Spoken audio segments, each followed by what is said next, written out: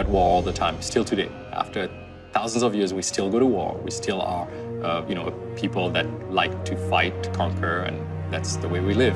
One thing that we thought at the very beginning was, what if war wasn't against one society against another, one religion against another, one people against another people? What if you segmented the race that we are and formed something that is partly us, but not really like us? The half-breeds were formed out of that. By this point, hundreds and hundreds of years of struggle has already kind of occurred between humans and the half-breeds. Basically, our story kind of paints them as another top-tier predator, just like man is. The half-breeds are based on lore that exists from stories that were told in different countries, in different civilizations, societies. In our world, werewolf is something that came from a lore that they probably believed in thousands of years ago, when it actually was a half-breed, an evolution of mankind. They still are, I would say, anatomically similar to humans, but they have, they're much taller, they're bigger, they have hides that are thicker, their musculature gets slightly augmented. The reason why the lichens and that particular species of half-breed is a threat, it was a question of understanding what it was about the werewolf lore that is as intelligent as you are, but is as bestial as a wolf could be. I think, to me, the most terrifying thing is that we try to basically always have some degree of a performance in them that carries a level of intelligence. They are smart. I think, to me, that's actually the scariest thing about them. And when something can look at you, size you up, and be at your equal, if not above you, I think it becomes very, very scary.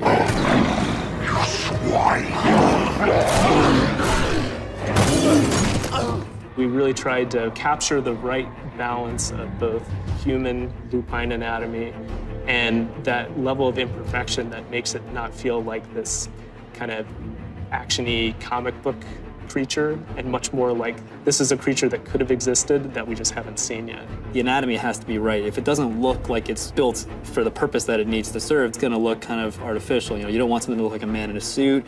You don't want something to just have weird kind of bones jutting out of it just because that looks cool or scary. Also trying to retain a sense of the person. We didn't want this magical transformation from specific guy to generic scary creature. We wanted a sense of who that person was, still kind of transferred into the lichen anatomy. We knew that one of the pillars of the game was that we not just have lichens, but we have the ability to transform a human into a lichen or vice versa. We wanted no cheats. We wanted continuous, no-cut shots of this happening. And so what that means is actually transforming the anatomy.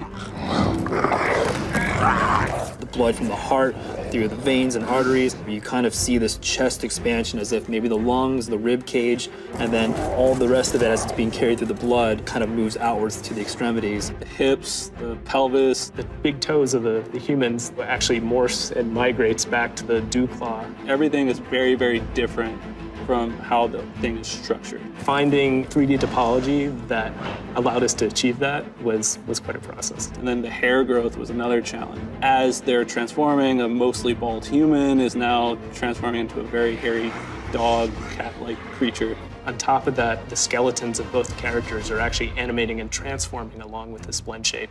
On top of that, the materials are animating and blending between the human state, sort of an in-between transformation state, and the lichen state without any tricks or gimmicks. I think that's something that people are going to be really kind of excited about. There's that moment where you're like, oh man, turning into a lichen, that's awesome. And so we wanted to make sure we play that up. But once you feel like that thing makes sense and that it could really stand in front of you, I think there's this whole other layer of kind of emotion that sets in where you're like, wow, that's not just this thing that I take for granted as being a monster or something just, ooh, scary. It's like, that maybe could be something that, we just haven't found in the world. If they're in hiding, we don't know where they are. It's always a struggle because everybody was like, should we push it a little more? It's like, no, guys, let's make it believable. Let's keep it in the realm of what people are gonna say. You know what? I don't believe in them, but if I did, that's what I would have believed.